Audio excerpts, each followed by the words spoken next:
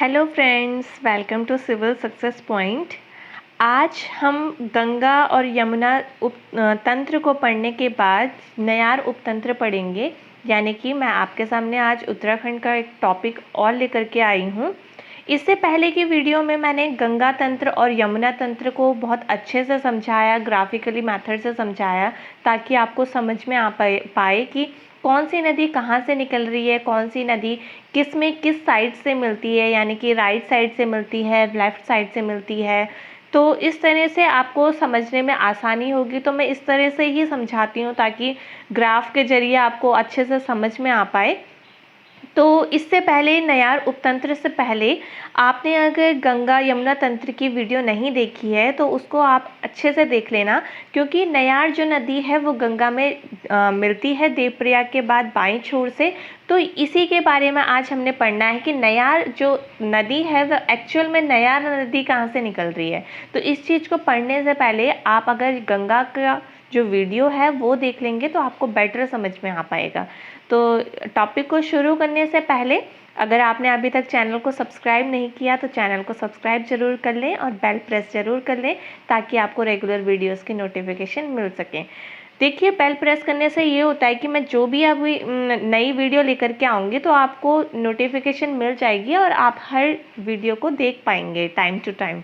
ठीक है, तो चलिए आप टॉपिक को शुरू करते हैं, नयार उपतंत्र। ठीक है, अब देखिए, सबसे पहले बात ये समझनी है कि जो नयार नदी है वो नयार कहाँ से जानी जाती है, यानी कि उसको नयार कहाँ कहाँ से जाता है। ठीक है, तो जो नयार नदी है वो पश्चिमी नयार और पूर्वी नयार को मिल करके नयार नदी बनती है। तो जो नयार नदी है वो निकल रही है, देखिए, दूधातोली एक श्रेणी है, यानी कि दूधातोली एक रेंज है जो कि पौड़ी, चमोली इन सब जिलों में फैली हुई है। तो उसी दूधातोली रेंज के, यानी कि दूधातोली श्रेणी के उत्तर पश्चिम यानी कि नॉर्थ वेस्ट से में एक जगह है स्योली गाड़ व ढाईजोली गाड़, वहाँ से पश्चिमी नयार निकल रही है। ठीक है, और वहीं अगर बात की जाए दूधातोली के दक्षिण पश्चिम यानी कि साउथ वेस्ट साइड से एक रेंज है जखमौलीधार श्रेणी। ठीक है, तो इसको इंग्लिश में बोलेंगे जखमौलीधार रेंज। तो वहाँ उसके स्यूसी घाट से निकल रही है पूर्वी नदी। ठीक है, सॉरी, पूर्वी नयार है ना। तो जहाँ पर ये उसके बाद पश्चिमी नयार और जब पूर्वी नयार आगे बहती है, आगे बढ़ती है, तो वो एक जगह में मिल जाती है। ठीक है, पूर्वी नयार लेफ्ट से पश्चिमी नयार में मिल रही है, और जहाँ पर ये मिलती है वो कहाँ पर मिलती है, सतपुली। और सतपुली कहाँ है, पौड़ी जिले में। ठीक है, उसके बाद जब ये नया नदी आगे बढ़ती है तो बाएं छोर से गंगा में मिल जाती है। कहाँ पर मिलती है, फूलचट्टी पौड़ी पे। ठीक है, तो आपको ये समझना है कि ये देखिए गंगा नदी है, ये बह रही है। ठीक है, यहाँ पर देवप्रयाग है जहाँ पर अलकनंदा और भागीरथी का संगम होता है, तो उसके बाद से गंगा नाम से जानी जाती है। तो अब ये गंगा है, तो नया नदी इसमें बाएं छोर से मिल रही है ब्यास घाटी फूलचट्टी पौड़ी नामक स्थान से। ठीक है, तो इस बात को आपको अच्छे से समझना है। चलिए एक बार दोबारा से देखते हैं इसी चीज को। दूधातोली एक श्रेणी है, उसके नॉर्थ वेस्ट यानी कि उत्तर पश्चिम में स्योली गाड़ व ढाईजोली गाड़ से पश्चिमी नयार निकल रही है। वहीं दूधातोली के दक्षिण पश्चिम यानी कि साउथ वेस्ट में एक श्रेणी है, एक रेंज है जखमौलीधार, उसके स्योसी गाड़ से पूर्वी नयार निकल रही है। और जहाँ पर ये दोनों नयार मिल जाती हैं यानी कि सतपुली में, तो वहाँ से ये सिंपली नयार नाम से जानी जाती है। यानी कि अब इसको पूर्वी नयार और पश्चिमी नयार नहीं कहेंगे, अब इसको नयार कहेंगे। ठीक है, अब ये नयार जब आगे बढ़ती है तो ब्यास घाट फूलचट्टी नामक स्थान से ये गंगा में बाएं छोर से मिल जाती है, यानी कि लेफ्ट साइड से ये गंगा में मिल जाती है। अब चलिए इसको पॉइंट्स टू पॉइंट्स देखते हैं ताकि आपको इसको ध्यान भी रहे। ग्राफिकली तो मैंने बता दिया, अगर आपको पॉइंट नोट डाउन करने हैं तो आप इनको कर सकते हैं। देवप्रयाग के बाद पौड़ी के ब्यास घाट के पास स्थित फूलचट्टी नामक स्थान पर गंगा में ये बाएं ओर से नयार नदी मिलती है। ठीक है, तो ये मैंने आपको बताया। पूर्वी नयार प्लस पश्चिम नयार, देखिए जहाँ पर पूर्वी नयार और पश्चिमी नयार का संगम हो रहा है, यानी कि जहाँ पर ये दोनों नदियाँ मिल रही हैं तो वो सतपुली में मिल रही हैं और वहाँ से ही ये नयार नाम से जानी जाती है। और सतपुली आप ध्यान में रखेंगे कहाँ है, पौड़ी जिले में, ठीक है। पूर्वी नयार का उद्गम स्थल दूधातोली के दक्षिण पश्चिम स्थित, यानी कि ये दूधातोली है उसके दक्षिण पश्चिम स्थित जगमोलीधार श्रेणी, यानी कि जगमोलीधार रेंज है, उसके स्यूसी घाट से पूर्वी नयार नदी निकली है, ठीक है।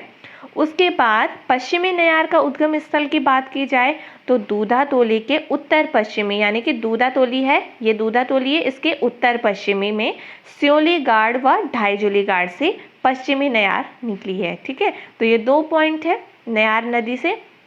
उसके बाद पढ़ते हैं काली तंत्र, तो इसको अच्छे से समझना, ठीक है। देखिए पिथौरागढ़ सबने सुना होगा, है ना। पिथौरागढ़ के उत्तर पश्चिम यानी कि नॉर्थ वेस्ट में एक श्रेणी है, एक रेंज है जैक्सर श्रेणी, ठीक है।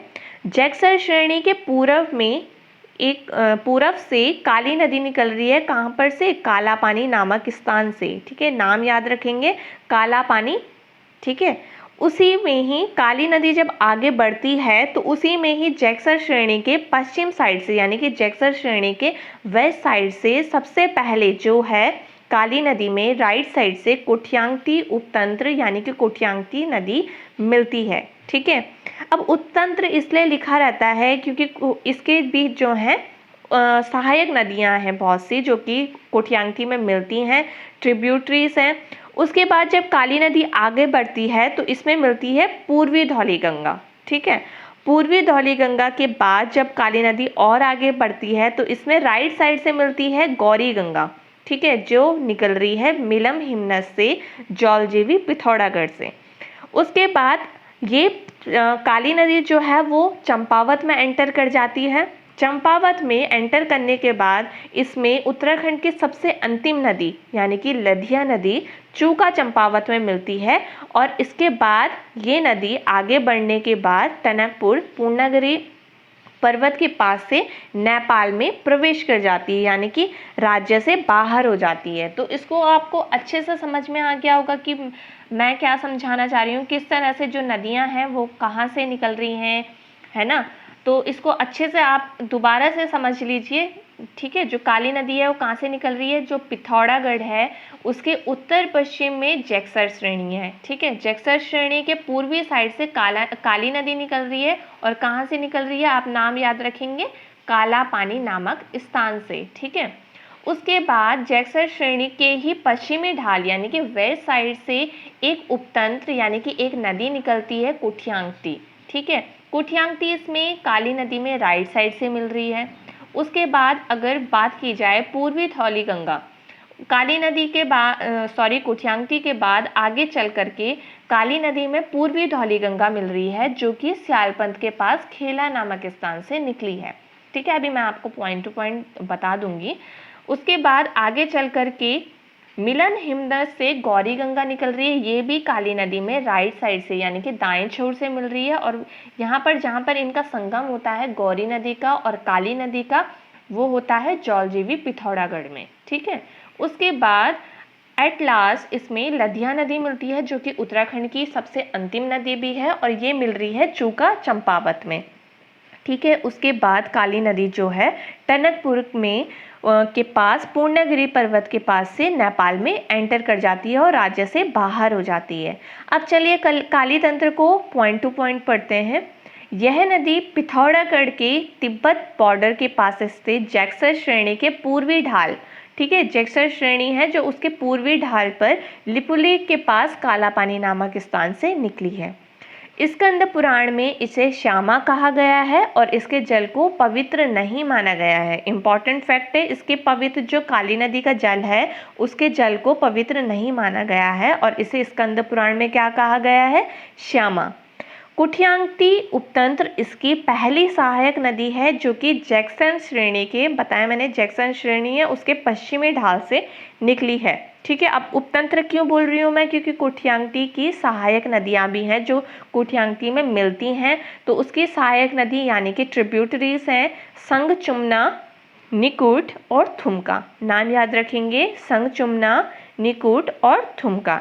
कुठियांगटी के बाद काली में दाएं ओर से स्यालपंथ के पास खेला नामक स्थान पर पूर्वी धौलीगंगा नदी मिलती है। तो देखिए नाम याद रखेंगे, कहाँ से निकल रही है पूर्वी धौलीगंगा, स्यालपंथ के पास खेला नामक स्थान से। उसके बाद आगे चल करके गौरी नदी राइट साइड से यानी कि दाएं छोर से काली नदी में मिलती है। और कहाँ पर मिलती है? जौलजीबी पिथौरागढ़ में। और गौरी नदी के उद्गम स्थल की बात की जाए तो मिलन हिमनद है, और यानी कि मिलम ग्लेशियर, जो कि कहाँ पर है? मल्ला जोहार क्षेत्र में। ठीक है। उसके बाद पिथौरागढ़ के बाद यह चंपावत में प्रवेश कर जाती है। पिथौरागढ़ में बहने के बाद उसके बाद ये चंपावत में एंटर करती है। और उसके बाद उत्तराखंड की अंतिम नदी लधिया, जो काली नदी में चूका चंपावत के पास मिलती है। तो ये मैंने आपको बताया। ठीक है। काली नदी टनकपुर के निकट स्थित पूर्णागिरि तीर्थ के पास ब्रह्मदेव मंडी के बाद से शारदा नदी के नाम से ये नेपाल में प्रवेश कर जाती है। तो एक इम्पॉर्टेंट फैक्ट और है कि काली नदी को नेपाल में शारदा नाम से जाना जाता है। ठीक है। तो ये शारदा नाम से वहाँ पर प्रवेश कर जाती है, यानी कि शारदा नदी जो है वो काली नदी है, पर नेपाल में इसे शारदा नदी कहते हैं। अब देखिए सरयू उपतंत्र। अब मैंने यहाँ पर उपतंत्र क्यों लिखा, तंत्र क्यों नहीं लिखा? क्योंकि जो सरयू नदी है वो काली नदी की सबसे प्रमुख सहायक नदी है, यानी कि ट्रिब्यूटरी किसकी है? काली नदी की। ठीक है। अब पर ये पढ़ेंगे हम कि सरयू नदी कहाँ से निकल रही है। और एक और बात, जब सरयू जो है काली नदी का उपतंत्र है, यानी कि काली नदी की सहायक नदी है, तो मैंने आपको इसी के ग्राफ में क्यों नहीं बताया? ये क्वेश्चन आप पूछ सकते हैं। मैंने इसलिए नहीं बताया क्योंकि जो काली नदी और जो सरयू है, काली नदी की जो सहायक नदी है सरयू, वो जाकर के पंचेश्वर में मिलती है। तो पंचेश्वर नेपाल में यानी कि राज्य से बाहर हो गई, पर है तो सहायक नदी, तो इसलिए इसको थोड़ा अलग से पढ़ेंगे। ठीक है। अब जो सरयू है वो बागेश्वर सबने सुना होगा। तो बागेश्वर के दक्षिण पश्चिम यानी कि साउथ वेस्ट से एक नामक स्थान है, क्या? सरमूल झंडी। तो वहीं से सरयू नदी निकल रही है। तो दोबारा से समझिए, बागेश्वर के दक्षिण पश्चिम स्थित सरमूल झंडी से सरयू नदी निकल रही है। उसके बाद अगर बात की जाए सरयू नदी की सबसे प्रथम सहायक नदी, यानी कि सबसे पहले उसमें कौन सी नदी मिल रही है? तो सबसे पहले सरयू में गोमती नदी मिल रही है, और वो भी कहाँ से? राइट साइड से। ठीक है।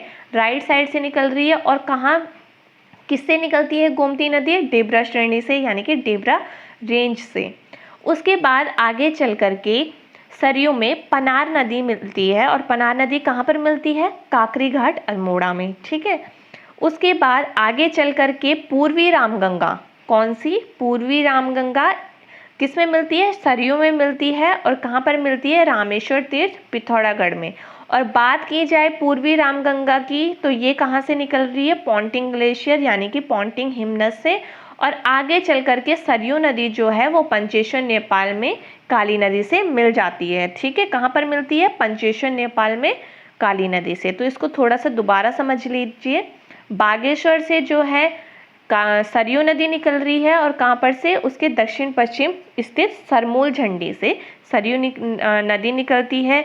उसके बाद सबसे पहले जो इसमें मिलती है राइट साइड से वो है गोमती नदी, जो कि डेबरा श्रेणी से निकली है। उसके बाद आगे चल करके इसमें पनार नदी मिलती है, जो कि काकरीघाट अल्मोड़ा में मिल रही है सरयू नदी से।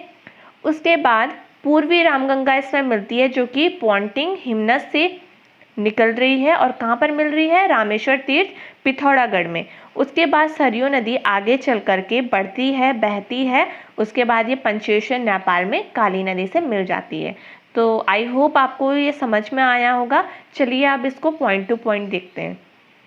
काली नदी की सबसे प्रमुख सहायक नदी जो है वो सरयू है, ये मैंने आपको बताया। अब कुमाऊं की जो ये है सरयू, अब मैं बात कर रही हूँ सरयू की। ठीक है। सरयू जो है वो कुमाऊं की पवित्र नदी है। उद्गम स्थल की बात की जाए तो बागेश्वर के दक्षिण पश्चिम में स्थित सरमूल झंडी नामक स्थान से निकली है। और बात की जाए प्रमुख सहायक नदी, यानी कि सबसे पहले जो सरयू में मिलती है वो है गोमती। सरयू पनार जो है, उसके बाद गोमती के बाद पनार नदी सरयू में मिलती है। ठीक है। और सरयू और पनार नदी के संगम की बात की जाए तो ये इनका संगम होता है काकरीघाट अल्मोड़ा में। उसके बाद आगे चल करके सरयू में पूर्वी रामगंगा मिलती है, ठीक है। और कहाँ पर मिलती है? रामेश्वर तीर्थ पिथौरागढ़ में। और पूर्वी रामगंगा के उद्गम स्थल की बात की जाए तो ये है पॉन्टिंग हिमनद यानी कि पॉन्टिंग ग्लेशियर पिथौरागढ़ में। पूर्वी रामगंगा के सहायक नदी हैं, आपको नाम ध्यान में रखने हैं, भुजपत्री गाड़, गरगतिया, काला पानी गाड़ और बेरल गाड़। दोबारा से रिपीट करूंगी, पूर्वी रामगंगा की सहायक नदी यानी कि ट्रिब्यूटरीज हैं भुजपत्री गाड़, गरगतिया, काला पानी गाड़, बेरल गाड़, ये सब जो है पूर्वी रामगंगा की सहायक नदी है। यह नदी पिथौरागढ़, अल्मोड़ा, चंपावत का बॉर्डर बनाते हुए 146 किलोमीटर प्रवाहित होने के बाद पंचेश्वर नेपाल से 40 किलोमीटर नीचे काली नदी से दाएं ओर से मिल जाती है। यानी कि ये सरयू है, ये काली नदी में ऐसे मिल जाएगी दाएं ओर से, ठीक है। तो इसको आप ध्यान में रखेंगे। उसके बाद अब छोटे छोटे तंत्र हैं नदियों के, उनको हम नॉन ग्राफिकली पढ़ेंगे, यानी कि पॉइंट टू पॉइंट पढ़ लेंगे, क्योंकि इनमें ज़्यादा फैक्ट्स नहीं है, ग्राफिकली समझने का भी इसमें ऐसा कुछ नहीं है, तो इनको पॉइंट टू पॉइंट पढ़ते हैं। पश्चिमी रामगंगा, इसको रथवाहिनी तंत्र भी कहते हैं। फर्स्ट पॉइंट है, यह नदी पौड़ी, चमोली तथा अल्मोड़ा में फैले दूधातोली श्रेणी के पूर्वी ढाल, यानी कि ये दूधातोली श्रेणी है, इसके पूर्वी ढाल से जो है पश्चिमी रामगंगा निकल रही है और उत्तर प्रदेश में कन्नौज के पास यह गंगा से मिल जाती है, ठीक है। तो अगर बात की जाए तो ये गंगा की क्या है? सहायक नदी है। तो इस बात को भी आपको समझना चाहिए कि ये गंगा की सहायक नदी है। कौन सी? पश्चिमी रामगंगा। और सहायक नदी बात की जाए रामगंगा की तो वो है बिरमा, गागस, बिनो। नाम याद रखेंगे, बिरमा, गागस और बिनो। अब बात करते हैं कोसी यानी कि कोसिला, इसको कोसिला नाम से भी जाना जाता है। यह नदी कौसानी, बागेश्वर की पहाड़ी पर स्थित धार पानी धार से निकली है। तो कहाँ से निकली हैं? बागेश्वर की पहाड़ियों पर स्थित धार पानी धार नामक स्थान से निकली हैं। कुमाऊं में इसकी घाटी को धान का कटोरा कहते हैं। तो इम्पॉर्टेंट फैक्ट है, किस नदी को कुमाऊं में धान का कटोरा कहते हैं? किसकी घाटी को धान का कटोरा कहते हैं? तो वो है कोसी नदी। रामनगर से यह मैदान में प्रवेश कर जाती है। अल्मोड़ा, नैनीताल, उधम सिंह नगर में 168 किलोमीटर बहने के बाद उधम सिंह नगर के सुल्तानपुर स्थान से यह राज्य से बाहर हो जाती है। तो देखिए, अब जितने भी नदियां मैं आपको आगे पढ़ाऊंगी तो वो सारी की सारी लगभग उधम सिंह नगर से राज्य से बाहर हो जाती हैं। तो जो कोसी है वो भी सुल्तानपुर नामक स्थान से बाहर हो जाती है और उत्तर प्रदेश में यह रामगंगा से मिल जाती है। तो रामगंगा कौन? जो मैंने अभी आपको बताया, ऊपर से अभी पढ़ा है ना, पश्चिमी रामगंगा, तो यही रामगंगा से मिल जाती है। तो रामगंगा आपको ये समझना है कि जो रामगंगा है उसकी जो है सहायक नदी है कोसी, ठीक है। तो कोसी किसकी सहायक नदी है? रामगंगा की। और सहायक नदी अगर बात की जाए कोसी की तो कौन कौन सी है? नाम याद रखेंगे, देवगाड़, मिलोनगाड़ और सुमालीगाड़। फिर से रिपीट करती हूँ, कोसी की ट्रिब्यूटरीज यानी कि सहायक नदी देवगाड़, मिलोनगाड़ और सुमालीगाड़।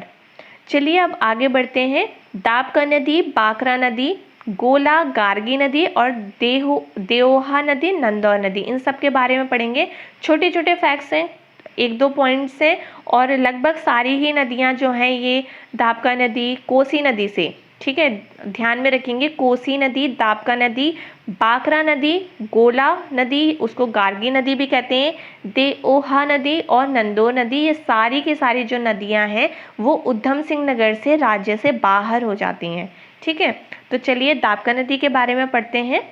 कोसी से ठीक पूर्व में प्रवाहित यह नदी नैनीताल के गर्म पानी नामक स्थान के पश्चिम से निकलकर नैनीताल तथा उधम सिंह नगर में बहते हुए बाजपुर के पास से राज्य से बाहर हो जाती है। तो ठीक है, आपको ध्यान में रखना है कहाँ से बाहर हो रही है? बाजपुर के पास से। और कहाँ से निकल रही है? तो नैनीताल के गर्म पानी नामक स्थान के पश्चिम से, ठीक है। उसके बाद बात करते हैं बाकरा नदी की। बाकरा नदी दाबका के पूर्व उसके समांतर बहने वाली यह नदी भी नैनीताल से निकल रही है। तो देखिए कहाँ से निकल रही है? नैनीताल से निकल रही है। नैनीताल उधम सिंह नगर में बहने के बाद खानपुर उधम सिंह नगर के पास राज्य से बाहर हो जाती है, ठीक है। तो कहाँ से बाहर हो रही है? खानपुर से। तो आपको इन सबको याद रखना है। कोसी जो है सुल्तानपुर से बाहर हुई, ठीक है। जो दाबका है वो बाजपुर के पास से बाहर हुई। जो बाकरा है वो खानपुर के पास से बाहर हुई, है ना। उसके बाद पढ़ते हैं गोला और गार्गी नदी। बाकरा नदी के पूर्व और उसके समांतर बहने वाली यह नदी भी कहाँ से निकल रही है? नैनीताल के पहाड़ पानी नामक स्थान से निकली है। तो उद्गम स्थल की बात की जाए गोला नदी की, तो ये निकल रही है नैनीताल के पहाड़ पानी नामक स्थान से।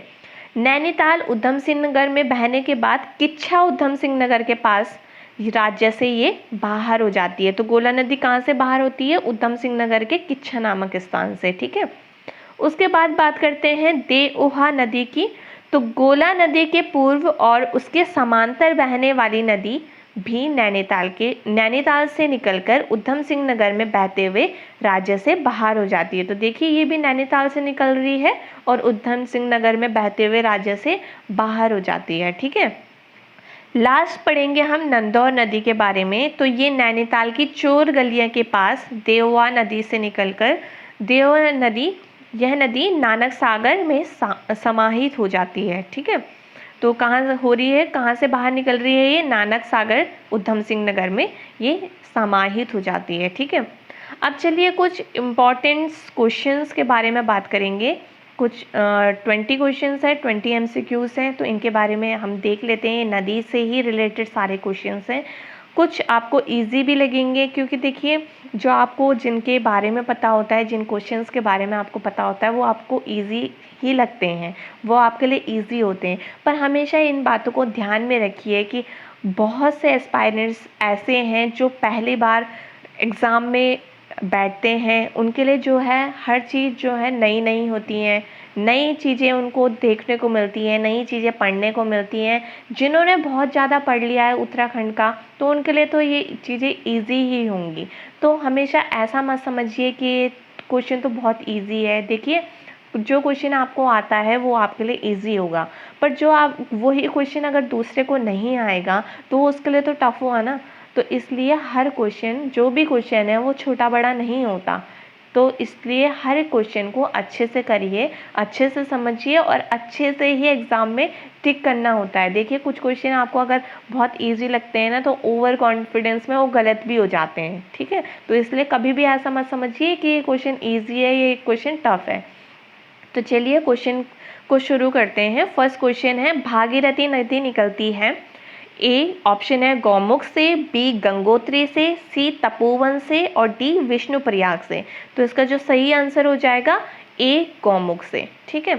सेकंड क्वेश्चन है, मंदाकिनी नदी किस जल प्रवाह मुख्य नदी से संबंधित है? ऑप्शन ए है अलकनंदा, बी भागीरथी, सी यमुना और डी धौलीगंगा। तो इसका जो सही आंसर हो जाएगा वो हो जाएगा ए अलकनंदा। तो अलकनंदा में राइट साइड से रुद्रप्रयाग में जो है मंदाकिनी नदी मिलती है। थर्ड क्वेश्चन है, कौन सी नदी केदारनाथ से रुद्रप्रयाग तक बहती है? Option A Bhagirathi, B Alaknanda, C Saryu और डी मंदाकिनी। तो इसका जो आंसर हो जाएगा वो हो जाएगा डी मंदाकिनी। तो मंदाकिनी ही जो है केदारनाथ से रुद्रप्रयाग तक बहती है। क्वेश्चन नंबर 4 है, उत्तराखंड की कोसी नदी सहायक नदी है। तो ये तो आज का ही टॉपिक है, तो मैंने बताया आपको। ऑप्शन है गंगा की, बी रामगंगा की, सी शारदा की और डी उपरोक्त में से किसी की नहीं। तो इसका जो सही आंसर हो जाएगा वो हो जाएगा बी रामगंगा। तो रामगंगा से ही जो है कोसी उत्तर प्रदेश में मिल जाती हैं। तो इसका जो सही आंसर हो जाएगा वो हो जाएगा बी।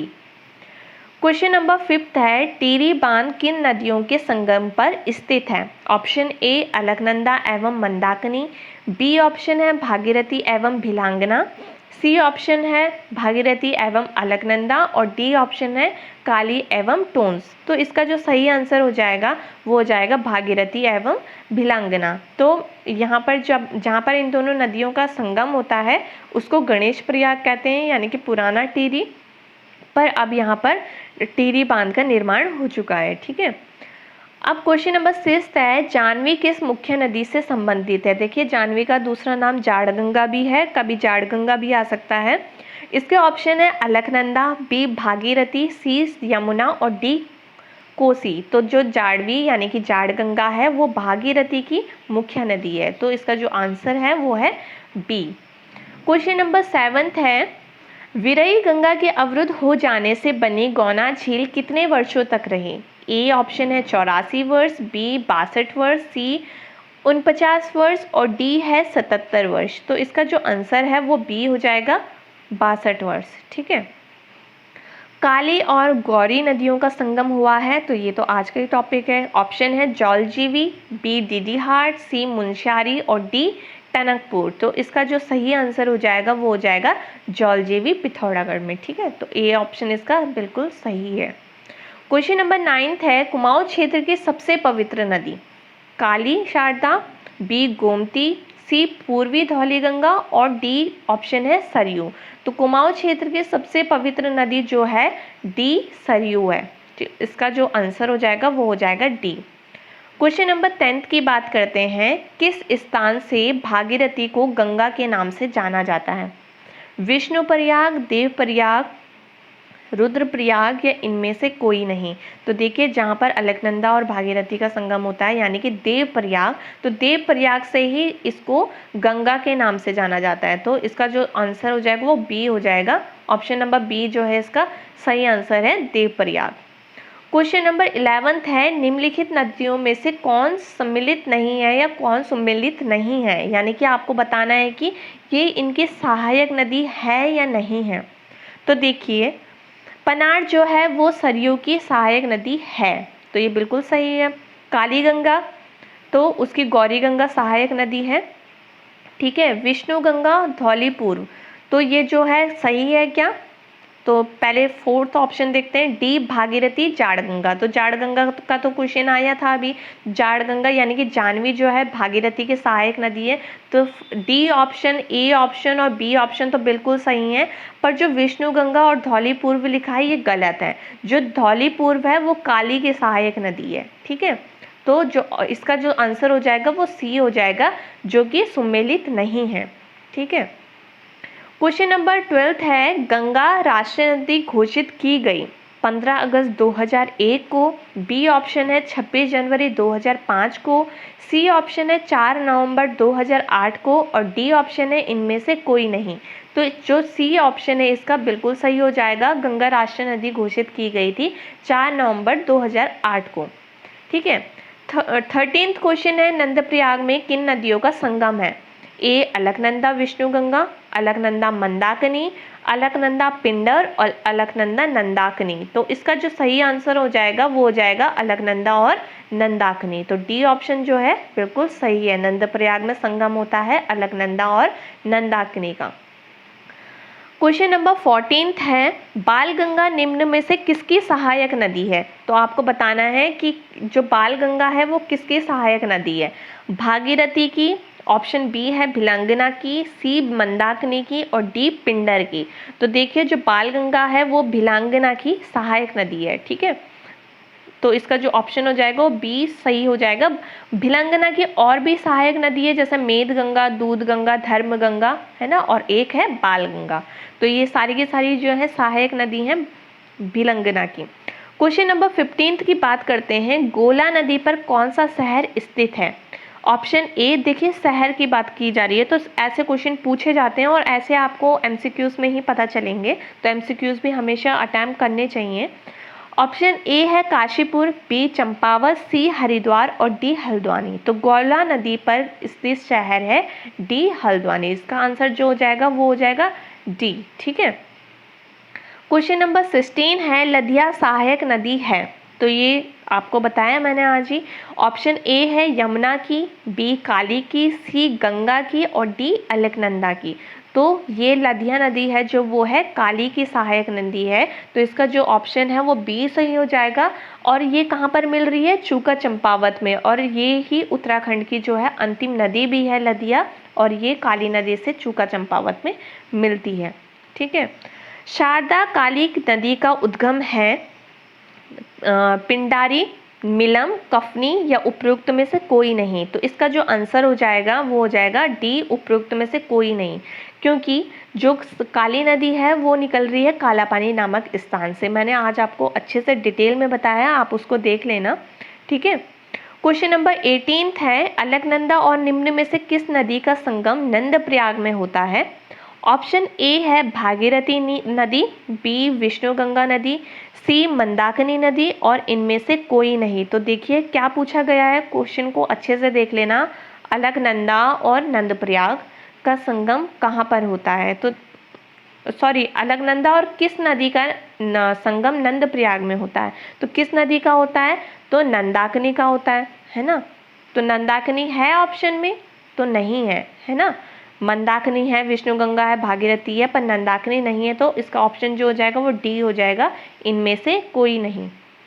पिंडर नदी का उद्गम स्थल है, ऑप्शन ए है बद्रीनाथ, बी केदारनाथ, सी पिंडारी ग्लेशियर और डी मिलम ग्लेशियर। तो इसका जो सही आंसर है वो है पिंडारी ग्लेशियर। तो इसका ऑप्शन सी सही हो जाएगा। लास्ट क्वेश्चन यानी कि 20th क्वेश्चन की बात करते हैं। उत्तराखंड में रिवर राफ्टिंग के लिए प्रसिद्ध नदी कौन सी है? ए गंगा, बी काली, सी यमुना और डी भागीरथी। तो इसका जो सही आंसर हो जाएगा वो हो जाएगा ए गंगा। तो रिवर राफ्टिंग के लिए प्रसिद्ध नदी कौन सी है? गंगा। तो ये थे इम्पॉर्टेंट 20 क्वेश्चन नदी से रिलेटेड। और जो आज मैंने आपको पढ़ाया सरयू तंत्र, काली तंत्र और नयार तंत्र और बाकी के जो और भी तंत्र है, पश्चिमी रामगंगा, नदौर नदी, है ना, इन सबको आपको अच्छे से रिवाइज करना है, अच्छे से आपको नोट्स बनाने हैं ताकि आपको कन्फ्यूज़न कम रहे। क्योंकि नदी से रिलेटेड क्वेश्चंस में होते तो इजी हैं, आपने पढ़े भी होंगे, पर होता यह है कि इतनी नदियां हैं, इतनी जगह से मिल रही हैं, इतने संगम हो रहे हैं, तो काफ़ी बच्चे कंफ्यूज हो जाते हैं इन टॉपिक्स में। तो मैंने ईजीएस्ट वे में इसको समझाने की कोशिश करी है। आई होप आपको ऐसा मेथड अच्छा लगा होगा। अगर आपको अच्छा लगा तो वीडियो को लाइक ज़रूर कर देना और सब्सक्राइब ज़रूर कर देना चैनल को। अब नेक्स्ट वीडियो में मिलते हैं, तब तक अपना ध्यान रखिए। Bye, take care.